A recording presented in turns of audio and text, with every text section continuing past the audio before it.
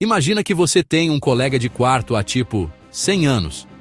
Um colega de quarto muito ruim.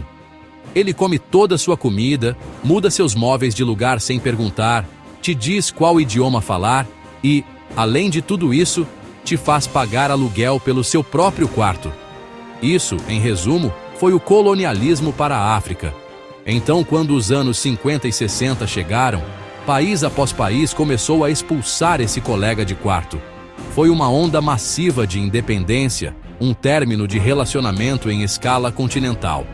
De repente, essas nações recém-nascidas estavam de pé sozinhas, com as chaves de sua própria casa pela primeira vez em gerações. Foi emocionante, mas também aterrorizante. E agora? Você tem um país inteiro para governar. Você precisa de um plano. Não dá para simplesmente copiar o plano do colega de quarto que você acabou de despejar, certo? Isso seria como terminar com alguém e imediatamente começar a se vestir e falar exatamente como essa pessoa. O objetivo da independência era ser independente, criar algo novo, algo que não fosse apenas uma cópia carbono dos sistemas europeus que causaram tanta dor e exploração. Os líderes dessas novas nações africanas olharam para o mundo, um mundo dividido entre duas grandes potências, o Ocidente capitalista, liderado pelos Itzonewa, e o Leste comunista, liderado pela União Soviética. Era como ter acabado de sair de um relacionamento terrível e ter duas pessoas muito diferentes, muito intensas, tentando te convencer a sair com elas. As antigas potências coloniais eram, claro, parte desse bloco capitalista. Então, para muitos líderes africanos, ficar do lado deles parecia voltar para o ex. Parecia errado. Eles queriam um sistema que prometesse corrigir as enormes desigualdades deixadas pelo colonialismo. Então, você é um novo líder africano. Conquistou sua independência. A multidão te ama. A bandeira é nova e brilhante. Qual é o seu próximo passo? Para muitos, a resposta foi o socialismo. Agora, por que o socialismo? Não foi porque ganharam um box set do Karl Marx. Foi porque parecia a solução perfeita. Prometia pegar a vasta riqueza, as minas, as fazendas, os recursos que enriqueceram a Europa e devolvê-la ao povo. Era dividir a riqueza. Depois de décadas de saques, isso parecia incrível. O apelo central era a comunidade e a igualdade. A aldeia, a tribo, a comunidade. Compartilhar a colheita, cuidar dos filhos do vizinho, construir juntos. O socialismo parecia uma versão moderna desses valores. Parecia autêntico, algo que cresceu do solo africano. Não precisamos do seu capitalismo individualista. Temos nosso próprio caminho. Era a Guerra Fria. Duas mesas. Time EUA, capitalismo. Time URSS, socialismo. Se você não queria os antigos colonizadores, a outra mesa chamava. União Soviética e China ofereciam dinheiro, armas, engenheiros.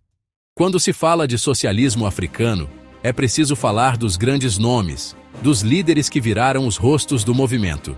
Primeiro, temos Kwame Nkrumah, de Gana. Pense nele como o show de abertura que virou a atração principal. Gana foi o primeiro país da África subsaariana a conquistar a independência em 1957. Nkrumah era seu carismático líder e visionário. Panafricanista, sonhava com os Estados Unidos da África. Construiu a barragem de Akosombo. Impulsionou a industrialização para romper a dependência britânica. Ele foi o trendsetter. Julius Nyerere, da Tanzânia. Nyerere era o filósofo rei, o Mwalimu. Sua versão de socialismo, o Jamaa. Aldeias coletivas, viver e trabalhar juntos. Visão idealista, enraizada nas tradições rurais. Autossuficiência, educação. Sociedade livre das divisões de classe. Nem tudo foi igual em todo lugar. Angola, Moçambique, Guiné-Bissau.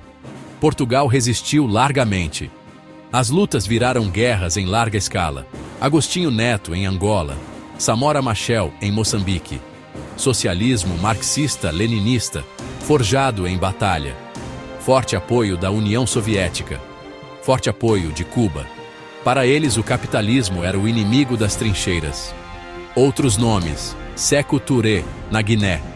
Kenneth Kaunda, na Zâmbia. Não eram só políticos, eram arquitetos de novos mundos.